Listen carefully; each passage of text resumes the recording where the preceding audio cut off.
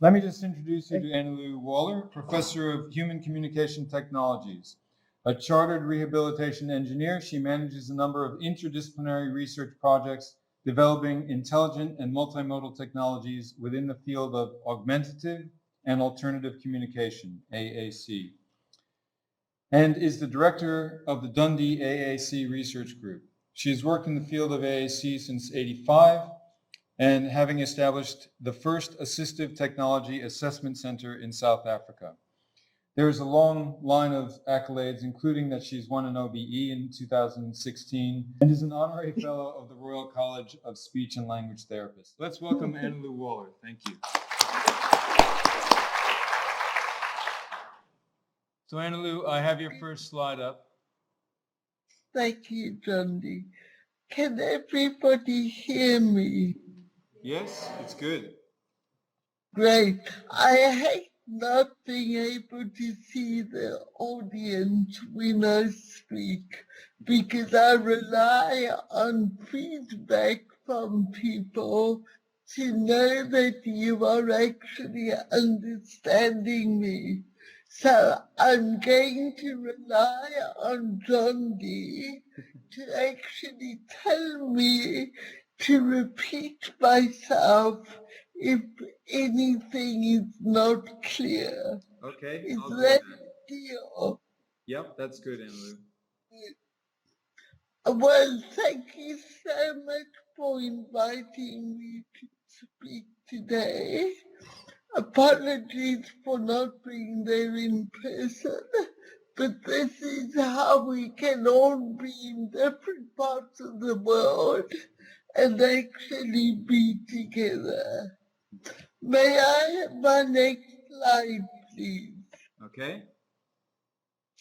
And I'm just going to try and get the slide here as well. In the same way that Margaret spoke about human mathematicians finding it difficult to understand complex mathematical shapes, while other organisms less intelligent grasp these, I want to argue that what we think is simple in terms of communication is actually very complex. And to be able to interact in the way we do takes quite a bit of experience and development. So communication is what makes us human. All life communicates, but for humans, we have the extra ability to talk and to use complex language. Next slide, please. Okay. But for many people, speech is not possible due to physical and or intellectual disabilities. And this is where my life is. My life is about working with folks to find out ways and means to actually connect to people in ways other than natural speech. AAC is about 30 years old as a recognized field of work, although we can trace sign language gesture back for millennia. Next slide, please. Okay. Have you got lots of tech? Yep.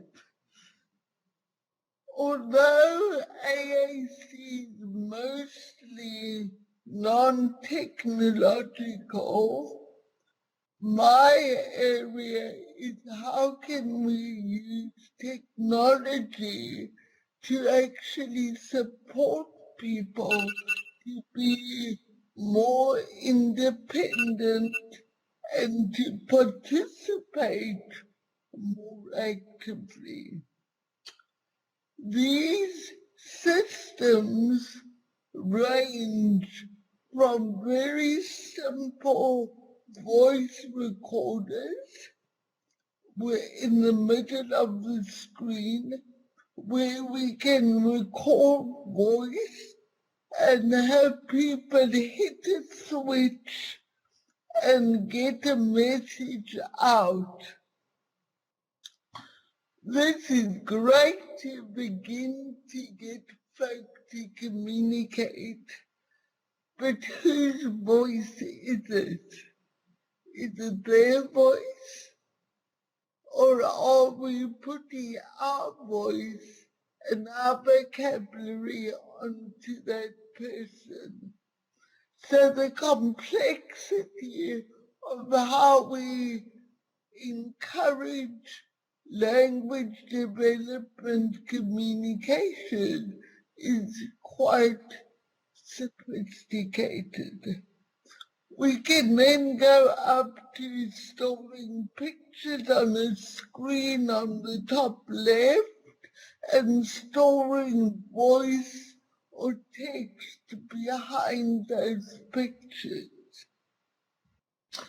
Ultimately, we're always trying to get folk to read and write because literacy is ultimately the key to the world, to each other and to everybody else.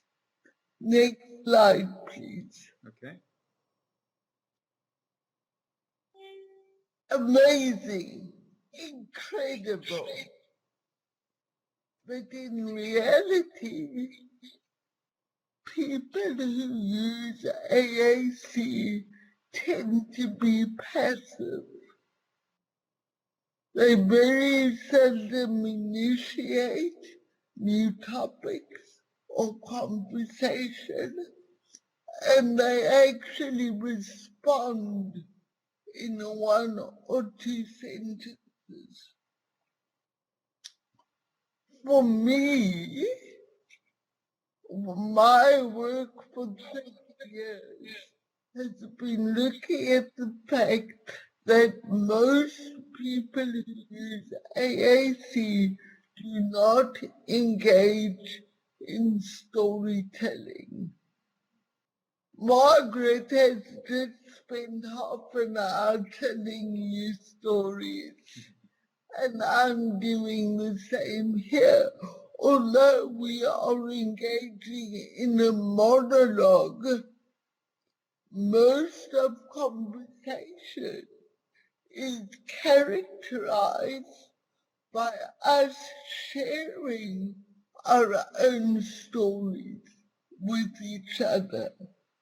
And my contention with a lot of more erudite psycholinguists and psychologists is that we are our stories. Our stories enable us to and to reform and to make sense of the world. If we click your button, John, you should see why. Yep. Sorry, say. So why are we on the same slide? I'm on the users of ACC, tend to seldom initiate. Should I go to the next one? Oh, I see. No. Why? Got you. So this is where my premise comes in. People actually assume that we just learn to communicate naturally. My contention and my colleagues in speech and language therapy and education would agree that actually developing good communication skills is highly, highly sophisticated. And I would like to argue that in the same way that mathematicians find it really difficult to understand complex shapes and think that ordinary people can't, I've got the opposite problem. In terms of we think it's easy to communicate, and yet that sophistication develops because we are telling people about what we've done. We are learning to tell a story by having adults co-construct stories with young children. So a parent might say to a child, "Tell Daddy where we were today. We went to the zoo." That's right. But the child is starting to deliver those short phrases within this very complex environment. But being able to speak means the child can actually come up with novel words, novel phrases, repeating what they've heard before. For our users, that is really difficult. If we go to the next slide, Okay.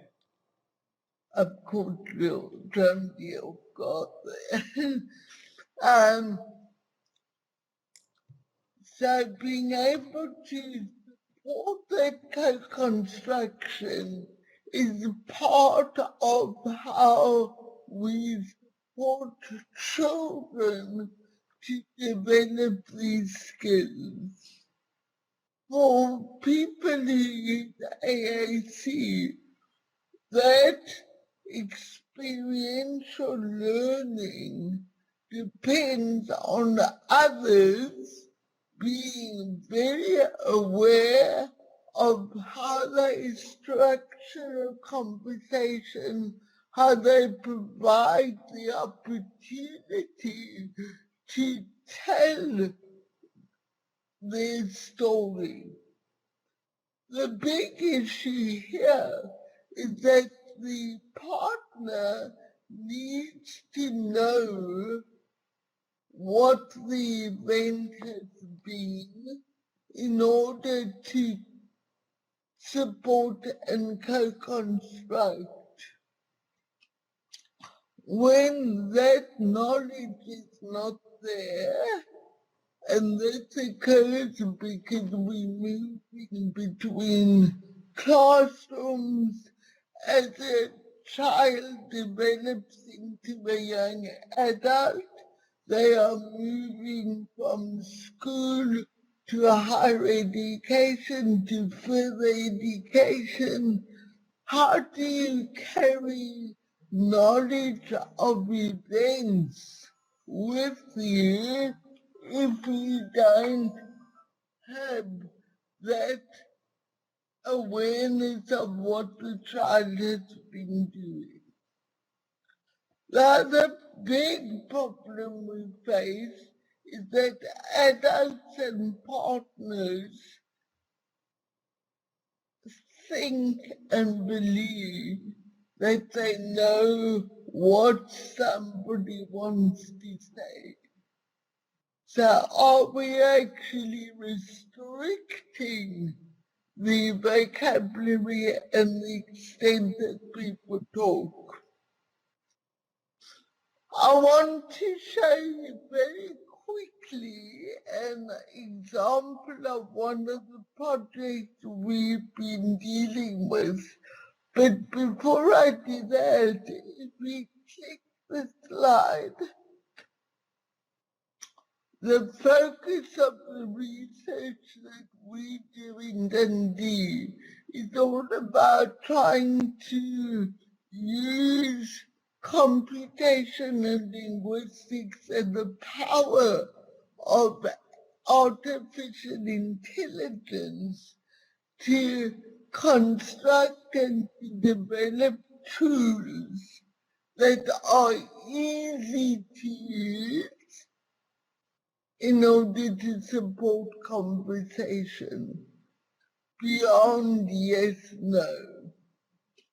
But we do this with people. Next slide. Okay. And I want to make it clear at this point, and I think this is where we are a bit different to other technical geeks, if I may be so rude. We want to actually have the end user appreciated as being the expert. We are not doing this in isolation, knowing that we know what we are designing. We have to actually involve our end users in all the research and development we do. Over the past 15 years, we've been developing groups in Dundee who are part of our academic environment. So they actually become the teachers and the enablers to support our computer science students, our medical students, our nurses, our teachers, to actually understand the human behind the people they are trying to support. Because we understand that people are humans with their own stories, we start putting ourselves on those people. Next slide. Okay. Now this is going to be a very quick run through because as usual I'm running out of time. But I wanted to demonstrate how we are using the power of technology to enable children in this example to experience and to start to hunger and have the motivation to actually explore their own storytelling skill development. So we needed a way for computers to come up with the vocabulary and the structure that would allow the child to experience the power of storytelling. If we would. So what we are doing in fact is building a prototype which uses sensor data to tell the story. Next slide. Okay. You should have a database with RFID sensors tracking the child's interaction. Yeah? No, Are I we have on the second quote, how a school today provides children. So I think I need to go. Okay, click again. Yeah, so database, yes. So basically we're tagging everything. People, objects, tools, and that created a lot of ethical issues because of course the staff did not want the head teacher to know where they were. So we actually had to get around that in various ways. But basically we knew what the child was interacting with. Next slide. Okay. We also knew where the child was during the day. Next slide. Yes. Now we have the timetable. The reason why we needed the timetable was that stories are only stories if something happens out of the ordinary. So we really needed to know what the child should be doing in order to know when they were doing something differently. Next slide. Okay. Remember the voice recorders? We actually implemented a simple voice recorder so that teachers could add information to events. Next slide. Okay. And this is where the cool stuff comes in, because if we had a database of the information, the computer used data to text generation to generate novel, simple sentences. And here we have 4 sentences that the computer generated from the data. I went to the hall. We had music. Mrs. Smith and Jenny were there. I played with the tambourine. No longer do we have to have a therapist or a teacher typing in those things. Next slide. Okay. And if we click 3 times, 2, 2, 3. Yeah. so we've got an interface with, at the top, we've got 5 generated events. In the middle, we've got the sentences for each event. And at the bottom, we have the ability to evaluate or put emotion onto our stories. Now, I'm hoping that if you click the next slide, you might get a video.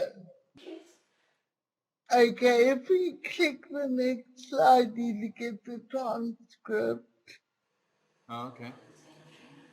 And I went to do your primary meeting. Let's click again. Okay, yes. The Okay. transcript is up. Yeah. Yeah. So this might seem very, very basic, but this child normally only responds with yes or no responses. Here she was actually initiating and controlling a conversation. The therapist hated it. because she did not know what the story was about. And every question she asked, she was panicking because she knew that the child did not have the capacity to respond, and yet she did.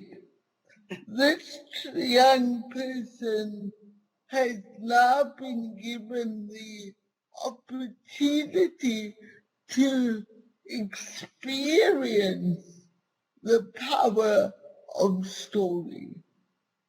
And I'm going to stop there, John Dee, because I know the time is running out. So don't show any more slides. Okay. All right, we're done. Because I had a slide coming up just with some discussion points, but I think we can go straight into the discussion from here. All right. So thank you very, very much for allowing me